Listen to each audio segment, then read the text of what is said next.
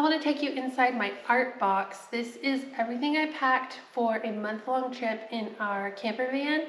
I have a family of 3, my husband, myself, and my 7-year-old traveled in the van for a little bit over a month, and space was very limited. We have to really think about what we're gonna do while we're traveling, what's actually gonna get used, and then once it's packed, I have to make that effort to really use the stuff. So I did do it. I'm really excited to show you this stuff, and yeah, let's just get into it.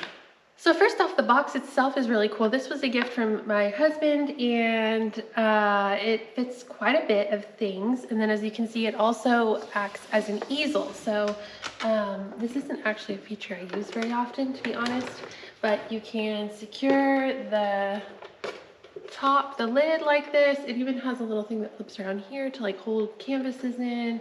And it's an easel. I do a lot of watercolor, which is just better off on a flat surface. So I don't use that feature all that much, but it does make the box look very cool that it does that.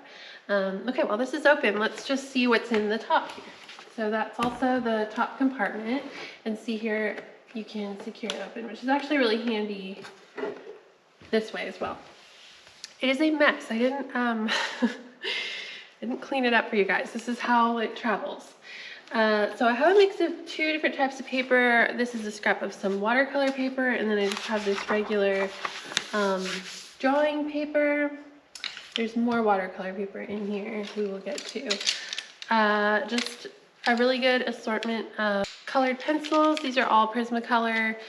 I also have a 7-year-old, so it's important to me to have materials that I'm willing to share with him, and like, you know, the full spectrum of colors, because he likes right now to like get things accurate. And yeah, anyway, that's what that is. I have a kind of random pack of colored pens. This we had to pick up along the way because we ran out. Just some little like masking tape, really like a little bit more of a substantial tape than like your traditional washi tape, although I think this could technically be defined as washi tape. Anyway, we got a little rainbow of colors. They're not all in here, I guess, but I do like to have at least one around, just for taping things.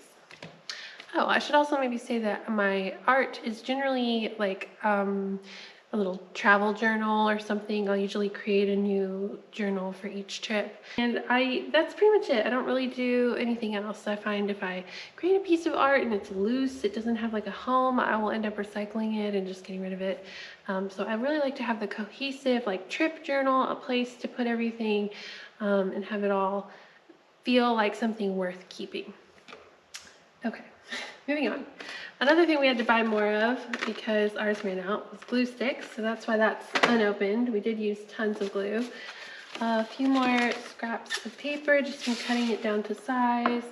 This is a white, I want to say it's a gouache. No, it's an opaque watercolor. It's really hard to get whites on watercolors. This is kind of like an extra tool in my watercolor thing. It just doesn't fit in the watercolor drawer. You'll see the rest of the watercolors in a second. And then this is the rest of the watercolor paper. And so that is everything in the top. Okay. Now it has 2 drawers. So in the top drawer, I have a really wild assortment of things. I brought a little bit of felt and some sewing needles, and there's thread in here somewhere. This is just kind of like an emergency repair kit. I did end up sewing something. I don't even remember what it was, but I did end up using the needle. Yeah, so there's also just like some bits of string. My kiddo is like really interested in crafting and just like creating things that he wants to play with, and he's also really into Ninja Turtles, so this is really great for making nunchucks out of sticks or whatever. I thought I might make a friendship bracelet while we were on the road and didn't do that, but all this little string and yarn is fun. I have 2 weights here. There's embroidery floss and yarn, just to kind of have a variety. This is like a little awl for poking holes in things. This has also just become a really essential tool for my kid to poke holes in cardboard when he's crafting.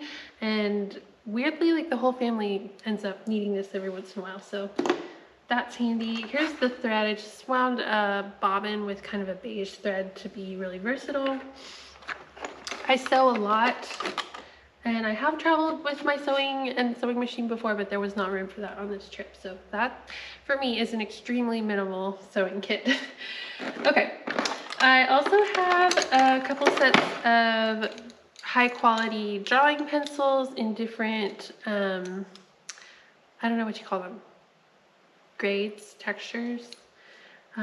Just for making sketches, and then an eraser to go along with those, and also a little pencil sharpener. And yeah, and I guess there's a regular pencil in here too. I don't know where this came from, but that's those. I've got a regular pen, a pair of scissors. We've got a mini stapler, more of that tape. This I've been loving. These are glue pens, and I actually am really liking these as an alternative to the glue sticks. They just put out more glue. Yeah, these are really nice.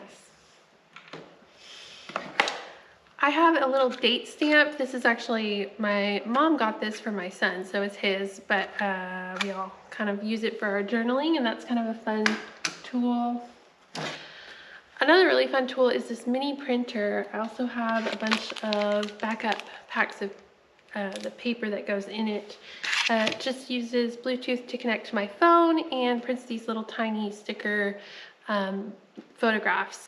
And I find that's a really nice tool to have, because when we're traveling, I don't always have time to create a piece of art for every single amazing thing that we're seeing along the way. There's just too much. And so if I can pull a little bit of photograph stuff into my art journal, it just like keeps me at the pace of traveling, and I don't get so behind that I'm just like not gonna do the project. So this is like really useful. I have tons of extra paper for that. All right, let's get that all back in there.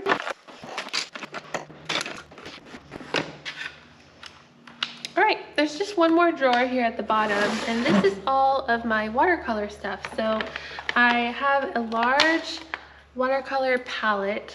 Then my favorite watercolor tool that I have is this mini set from Adventure Art. Oops. And it has everything you need to do a watercolor painting inside of it. And so if I'm going on a hike and I think I might want to sit and do some art, I can just throw this whole thing in my backpack and I'm really good to go, as long as I'm carrying a water bottle or hiking near a water source. This is the little dish that you put your water in. It's just a bottle cap, but actually that is perfect when you're on the go. You don't want things sopping wet because you're gonna have to pack them back up soon. So just this little bit of water actually is wonderful. It has a pencil with an eraser for doing your little sketches. This brush is really nice. I actually have done many watercolors, even like fuller size, with just this brush. I really like it, and it came with this kit. And then this is the watercolor paint. It's all on this little card, and you can obviously mix it as much as you want, and it has these colors on it. And then finally, in the bottom is a pack of paper cut exactly to the size that fits in this tin. I will show you this because I brought it, but I will say no, I didn't use what I'm about to show you at all. I have a set of these watercolor pens. They're like brush pens. They're really nice. They're very highly pigmented, and I got them originally for travel just because it's really like simple, but I don't love that they don't blend quite as well as traditional watercolors, and I just didn't find myself reaching for these. So there's even more in here. My kid prefers these, so I think he used them a bit while we were on our trip, but I did not. And then lastly, I have this nice big flat brush for getting a wash on the paper, and another little more fluffier one. And then I have several of these that are like you fill with water and then the brush has its water all on its own. I really like this as an option for travel, like when I'm packing a bag and I'm going on a hike or something and I want to have a brush ready to go. This is a nice way to have that and be easy to pack up like when it's done, because you can cover the tip and all that stuff. So these are really good for travel. I believe that is it. It seems like not very much, but you can do quite a bit of art with all the stuff in here. And those are just my preferred mediums. Obviously you could stuff this with acrylic paints or whatever other kind of tools you wanted to use. But these are just the things that I've been using lately and knew that I would put some use toward on our travels. Now I think I would like to show you my travel journal, because why not see what I created using all of this? Okay, so now I want to show you my travel journal. I just made these really simple little folded paper books and then bound them all together. I think there are 4 in total in this piece of scrap cardboard that I covered with some contact paper left over from a project in the van. So that's kind of the makeup of this. It was very DIY, and I really loved the very small portable size of the pages, and yeah, this was a really fun version of a travel notebook. Okay, so let's see inside. Starting out the trip, we have always the long journey from our home state of Arkansas out to wherever we're going. We're kind of on an island surrounded by some pretty boring states, so it always takes a day at least to get anywhere real. When we got to Kansas, one of the many boring states around us, our van broke down. And so the beginning of the trip was a little bit rocky, but Casey managed to fix the van himself. He learned how to do it, bought the tools and supplies, and made it happen. There, he was very excited that he did that. We were all thrilled, and we got back on the road. This is a watercolor I did in Winnemucca, which is in Nevada. We were in the Water Canyon Recreation Area, which is beautiful. It is a desert, but there is a creek with very cold water running through it. And we stayed there 2 nights. We loved it so much. That was a really great spot. And there's our little van in our spot there. So I'm just sort of mapping where we went. We did have to reroute our trip quite a bit because of wildfires. So Google Maps has a layer now where you can pull up wildfires and see how big they are and how contained and the smoke and where that's reaching, and they update that regularly. So we had to kind of reroute away from the wildfires in Oregon, and that's how we ended up in Winnemucca, which we never would have done without those fires, and ended up being an amazing spot that I would love to visit again. So that was kind of cool. Okay, and then we made it to Oregon. Lakeview, Oregon is the tallest town in Oregon. It's like at the highest elevation. And we stayed at their fairgrounds. Oftentimes fairgrounds in the off season offer pretty inexpensive camping. So that is what we did there. And this little like cardboard cutout of a guy is in Lakeview, and I just thought that was so charming. So I painted that. As you can see, I sometimes painted directly on the paper, and then other times I used a piece of watercolor paper and glued it in. So it just kind of depended on what I had on hand and how I was feeling. This is another spot in Oregon. We went to the headwaters of the Wood River, which was incredible. Headwaters are such a cool thing, just seeing water bubbling up out of the ground from some spring here, turning into a huge, beautiful, clear river, is just like really amazing to see. So here's Henry. He's always finding a stick to carry around, and these are the headwaters. Again, with the forest fires, we were seeing everywhere the arrow on that it's the highest danger for fires and all of that out there. Okay, our first national park of the trip was Crater Lake. So Crater Lake's here behind us. It's a really incredible thing. It's the top of a volcano that got kind of sealed over and filled with rainwater. And yeah, that's just sort of fascinating. There's no natural fish in the lake. They have actually stocked it in the past, so it does have fish now, but like it doesn't connect to other water sources. So that was just really fascinating. I also did a little painting of it. We did a hike while we were there to see this phantom ship is what it's called, and it's like a little rock formation that juts out of the water and is made of like a volcanic rock that doesn't really erode, so it kind of always stays the same, which is really interesting as well. All right, and then our real kind of goal or destination on this trip was to try to get ourselves to the Pacific coast. So it was a real achievement when we made it all the way to California, something we haven't done as a family yet. And so, yeah, we were very excited that the van got us there. We started out in the Pacific Northwest, coming from Oregon, obviously. So we got to see all of the redwood forests. It was so beautiful. It was incredible that you had to turn your headlights on just to drive through the forests. The trees make it that dark. They were just massive and dense, and it was so beautiful. The ferns, the feeling there is just like so unique and definitely a must-see. This is a painting from Crescent City, and it was really neat how all of the beaches up in the Pacific Northwest have these like cove kind of feeling to them. There's a lot of cliffs up, behind you, and so you're like in this little circle or crescent, I suppose, maybe why Crescent City is called that, because Crescent Beach, they all sort of make a crescent like that. And yeah, it was beautiful. We were really excited to be at the beach. Henry loves playing in the sand, and it was just, yeah, so beautiful.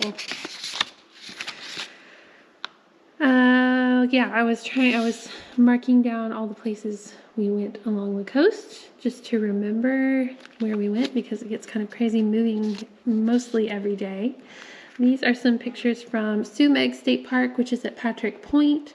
And we had the most beautiful sunset while we were there, and that was another really, really pretty spot. Definitely worth visiting if you're ever in that area. Okay, from there, we took a stop for lunch and for Casey to take a work call. We just sort of pulled off in Mendocino and found like a place where we could park in front of the ocean. We didn't stay the night or anything.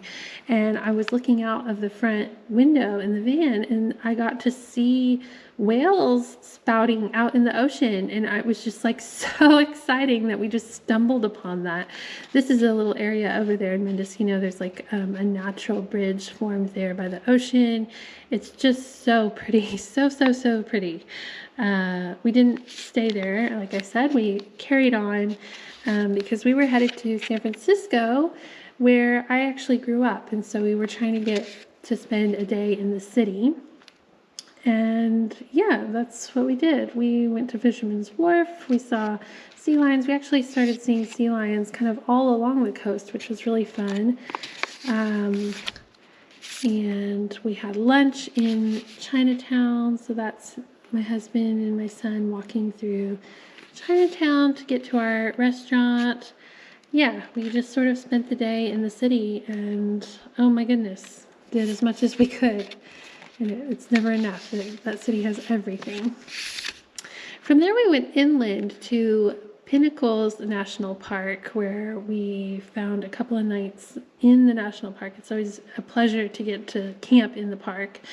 And Henry and I went on a hike to an old ranch. So this is just from a picture he took of me standing in front of the barnwood there.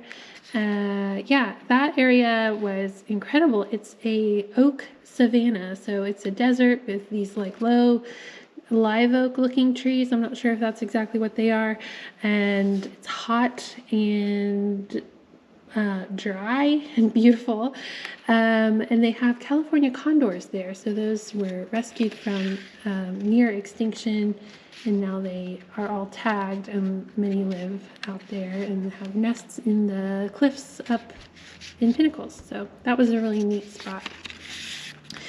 Then we got back on the coast, and spent a night at Pismo Beach where we saw more sea lions on the beach. That was really beautiful.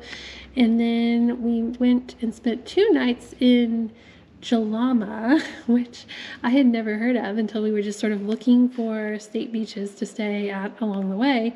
And this ended up being our last beach stay, and we loved it. It had the cutest little store where they serve their famous hamburgers, which actually are incredibly good, and the beach there is lovely. It feels very remote, but it's a little bit crowded in a good way. It's fun. It feels just like very beach vacation.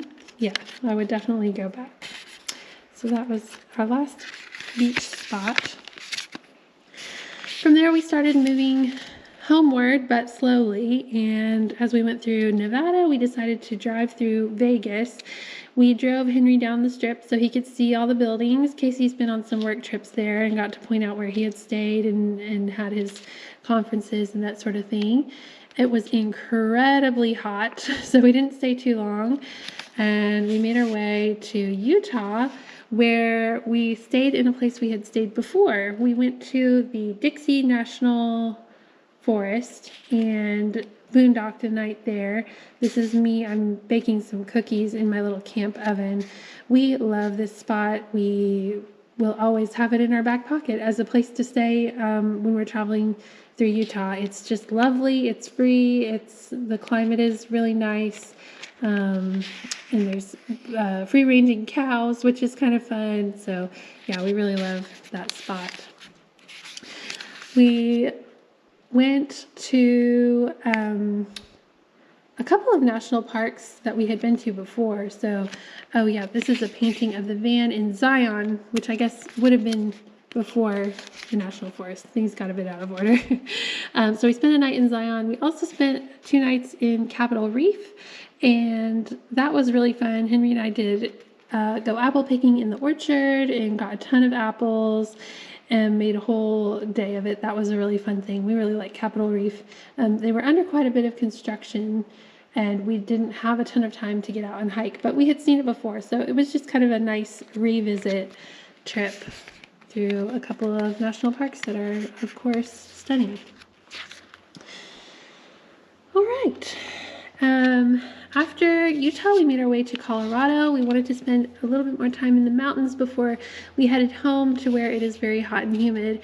And as you can see us in our sweaters and raincoats, we got that cool weather and some rain.